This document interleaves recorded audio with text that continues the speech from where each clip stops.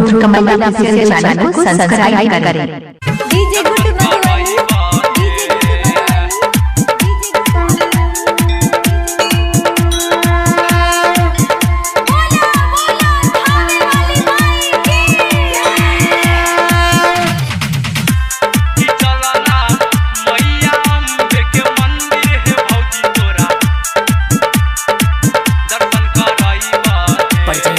कमल official channel को subscribe करें।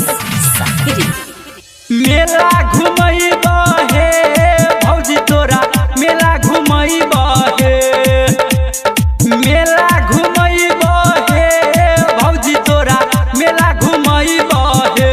कि चलना कि चलना कि चलना मैया दुर्गा के मंदिर है भौजी तोरा, दर्शन करैबा हे।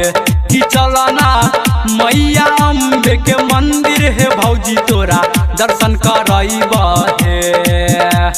मेला घुमैबा हे भौजी तोरा, मेला घुमैबा हे, मेला घुमैबा हे भौजी तोरा, मेला घुमैबा हे।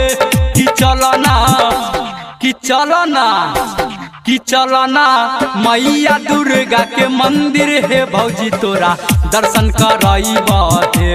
कि चलना मैया अम्बे के मंदिर है भौजी तोरा, दर्शन करैबा हे।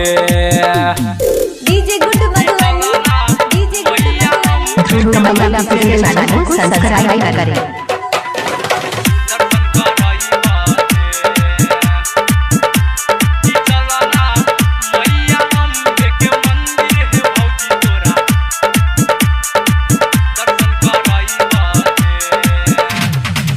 बलहा में बाली की न देवा, हाया घाट में लहंगा है।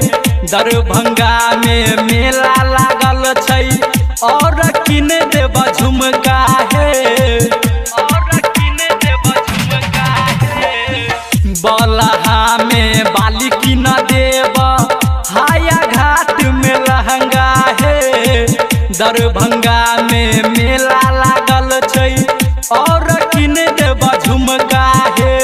मेला घुमैबा हे भौजी तोरा, मेला घुमैबा हे, मेला घुमैबा हे भौजी तोरा, मेला घुमैबा हे। कि चलना कि चलना कि चलना मैया शीतला के मंदिर है भौजी तोरा, दर्शन करैबा हे। कि चलना मैया दुर्गा के मंदिर है भौजी तोरा, दर्शन करैबा हे। DJ good Madhubani DJ good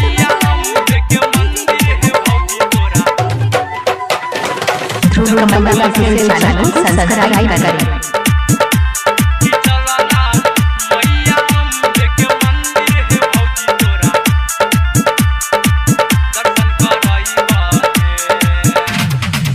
writer Harinandan के साथे घूमी हमीना बाजार रहे।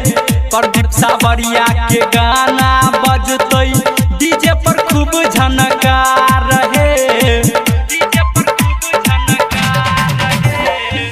राइटर हरिनंदन के साथे घूमी हमीना बाजार रहे। प्रदीप सावरिया के गाना बजतै, डीजे पर खूब झनकार रहे। मेला घुमैबा हे भौजी तोरा, मेला घुमैबा हे, मेला घुमैबा हे भौजी तोरा, मेला घुमैबा हे। कि चलना कि चलना कि चलना मैया दुर्गा के मंदिर है भौजी तोरा, दर्शन करैबा हे। कि चलना मैया अम्बे के मंदिर है भौजी तोरा, दर्शन करैबा हे। ध्रुव कमल ऑफिशियल चैनल को सब्सक्राइब करें।